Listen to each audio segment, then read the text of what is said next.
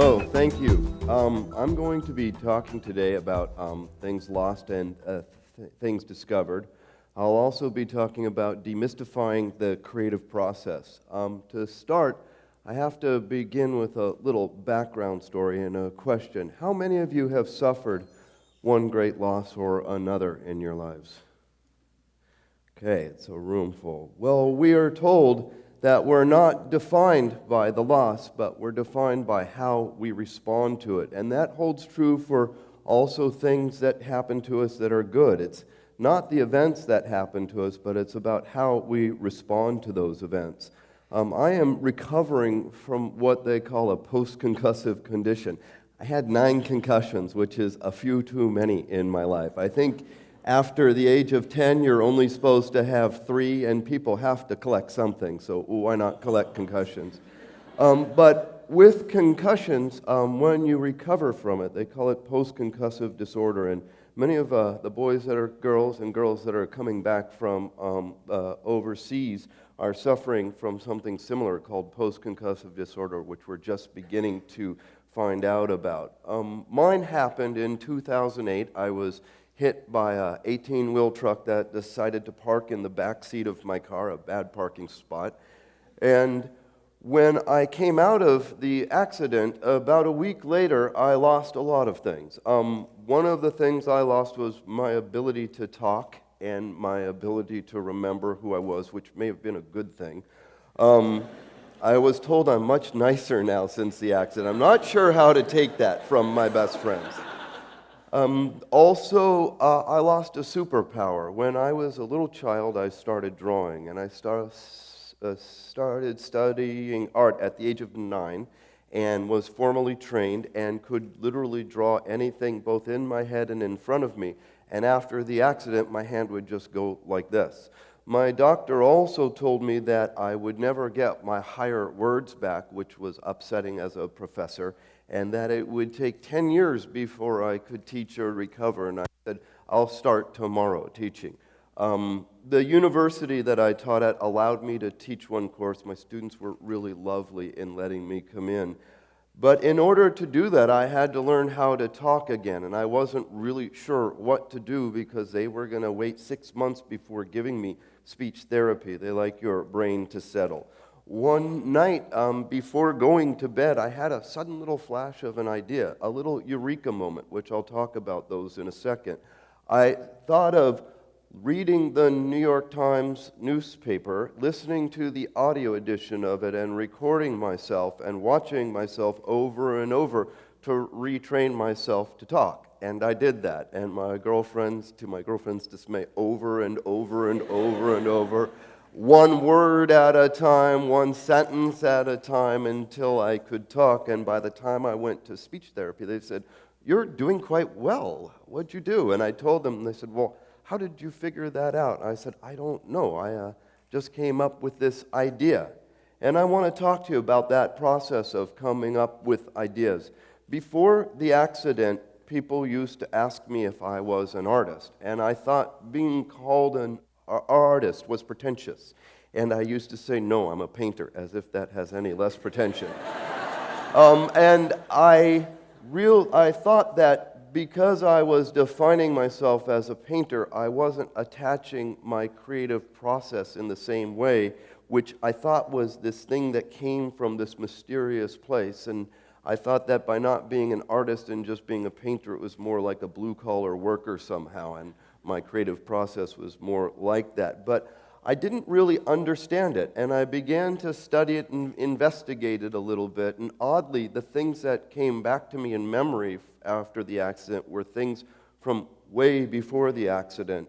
In my studies of the creative process, one of the things I came across from Plato was the dialogue, the Theaetetus, that talks about the 7 stages of philosophical midwifery.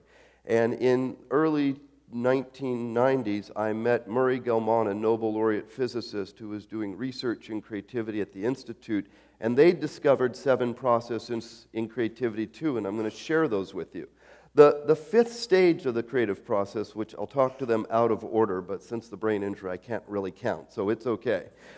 The 5th stage is that Eureka moment, and that Eureka moment is very important. How many of you have a little flash of an idea before you go to bed or when you wake up in the morning or while you're driving? We have little flashes of ideas, whether it's a song or how to fix something or how to overcome some problem at a job. These little flashes are very important. These are our Eureka moments. And when we have these, how many of you jump out of the bed in the middle of winter and write those down? Or pull your car over, not do it while you're driving, because you'll run into me and then I'll get my 10th concussion, and write these ideas down. These ideas are very important, and we often don't realize how important they are to us. And it's not that we don't believe in ourselves, but we don't believe in the validity of these little ideas, these little moments, this fifth stage. But these are important, and these are important to write down so you can get to the first stage. Now, the first stage in the creative process is just forming a question or an idea or a problem. So if you don't have one of those little Eureka moments, then you can begin at the first stage and try and come up with an idea or a question, or perhaps you're at work and your boss has a question or a problem, or there's a difficult situation you have to overcome at your work, again, or if you're working in school. Many of us have many problems at school. Students have to go through every day being given challenges. But you take these problems and you form a question around them. You try to frame a question. And then what you do is you engage in the process of research. And research comes second nature to us. Think about when you give a child a rattle. The first thing they do in their research is stick it in their mouth. Actually, anything goes in a little baby's mouth. That's a process of research and engaging the world. We're curious creatures. We do this by nature. And research can manifest itself in many different ways. You can, as an artist, look at things and look at different visual things and sketch them. If you're a chef, you taste and smell things. But what you do is you go into the world and you experience the world and gather information from the world around that question you form. Now, the third stage is very interesting. I call it the basta stage, the Italian stage, where you say enough is enough. You can research for a long time. You can be at 20,000 feet where you're looking out over everything and seeing just the generalities of it, or you can be down in the weeds, lost in the particulars. And we can research to death on things. So you have to know when to say enough is enough. And as students, if some of you are students, you don't get that choice because you have these deadlines. And then comes the fourth stage, and this is a very important stage. And I say that about every stage. I have a friend who's got this little daughter over in Germany. She says, Raphael, what's your favorite thing? And I named 3. She goes, you can have only one favorite. I said, I'm lucky I get more than one. So the next most important thing is the fourth stage. And this stage is a stage of gestation where you hold that question. Now, in this stage, there's 3 activities that can occur that are part of the creative process. When you hold the question, you enter into a state of detachment. When I was 16, I studied Zen Buddhism. I grew up in Southern California. I was a little weird. I had a sensory deprivation tank in my garage that I went into every night instead of sleeping. Very different lifestyle than Maine. But from 16 to 25, I went to a Zen center and studied Zen Buddhism. And one of the things you do in Rinzai Zen is you get koan study, where the Roshi gives you an impossible question. One that we know from almost every movie and TV show is, what is the sound of one hand clapping? Or how do you manifest your Buddha nature at this sound? These are questions that can't be answered. In logic, we call these wicked questions, not a main thing, which are questions that are very informal. They can't be answered very directly one way or another, but they have multiple answers. And the idea is to hold on to these questions and keep them in the back of your mind and do a divergent behavior, something different. Go sweep, go mow, anything else. It's important to do that, or think of other things. Another thing is to, while you're holding that question, approach the question through metaphor. If you're working on a mathematical equation, ask yourself what that equation would look like if it were a tree. How would it be if it were a herd of geese? Things that are so crazy and might seem so far away from the question that they'll take you to a new place. Now, artists do this all the time because we operate with this kind of fearlessness of imagination. And there's these 2 worlds that have to come together. We all live in the world of operations, the day-to-day world where we have to do all our organizational life, putting toothbrush and toothpaste together, going to work, punching the time clock, which I don't think they have anymore, driving to and fro. And all these operations draw us away from our true nature, which is our inventive nature. They say that necessity is the mother of invention, but I really think that invention is second nature to us. It's a very primal aspect of our being. And our inventive nature comes through our imagination. And our world of imagination is very important. So you have this world of operations over here, the day-to-day world. Then you have this world of daydreaming and imagination. And you don't want to do this too much because people will slap you and say, hey, wake up, stop daydreaming. But it's important to do that because you have to go away from this world of operations and through divergent behavior or through metaphor, imagine and think of things differently. Visualize the problem. Imagine what that calculation might look like. Imagine what that thing, that answer you have might seem like if it were something else. And mesh these two worlds together. We call in science the world of empiricism and in artist intuition, and you have to weave the fabric of both together.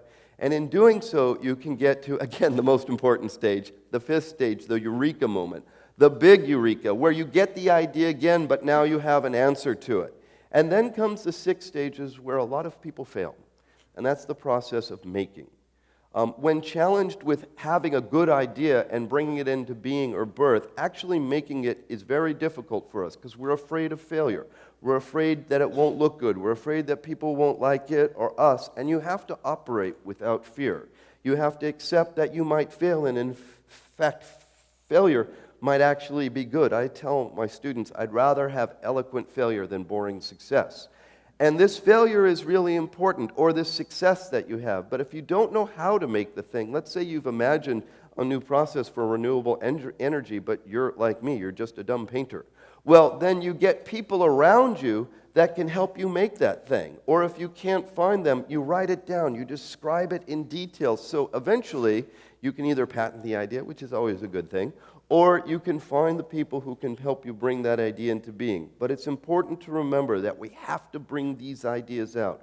We have to share these ideas, because if we don't, then the world doesn't move forward. We don't innovate, and we don't create. And the last, most important stage, I keep saying that, is the stage of testing and criticism, or when we share things, when we bring them into the world. In the world of science, it's testing. In art, in criticism. In the real world, it's just sharing and asking what people think and not being afraid whether people like it or they don't like it, whether you've made something that's wonderful, or in the Theaetetus, what they call a wind egg, which is a philosophical Platonic word for a fart. They call it a wind egg. Sounds better in the Greek. But this idea of bringing things into the world is really important and very critical. So I sort of want to kind of go back over these to make sure we understand everything. There's 7 stages in this creative process, and these stages do not come in any particular order, but you have to learn to recognize these stages. The more that you recognize them, the more that you'll be able to enter in and out of them fluidly. So it's not like you start in 1 and now I'm going to 2 and now I'm going to 3, but allow yourself to maybe journal and keep track of when you're in the state of research, when you're in the state of gestation. I have my students write down the feeling states that happen while they're around it. How do you emotionally feel when you get a great idea, or when you pop into an idea, or when you've researched so much your brain is just exhausted? Keep track of those feelings. The other thing is that when you're in these states, and especially the 5th state, these little eureka moments, capture these ideas. Don't think that they're worthless. I've had some really crazy ideas. I was in Chicago 15 years ago at, which university was it? The Chicago Institute of Technology, and this German doctor, Professor Epps, called me upstairs because they were going to hire their first artist, and he goes, why would we hire an artist? What can you invent or imagine? I said, I don't know, what about a cell phone data projector? Now, this is way before we had the technology, and he said, absolutely impossible, that's a dumb idea, can get that small, the battery power, blah, blah, blah, blah, blah. When the first white paper was released by this, and by the way, I wrote the idea down and sent it to Nokia, Samsung, I'm not taking credit for it, but I sent that idea out into the world. But when the first white paper came out, I sent it to Dr. Epps, and I said, crazy idea, huh? These ideas are really important that we have, and we don't know how valid they are or how invalid, but what is important is to know to keep them, to make them, and to share them. So I ask you before I leave, the most important thing that you take away from this talk is to value your ideas and be fearless in your ability to bring them in the world and make them and share them with one another. Thank you very much.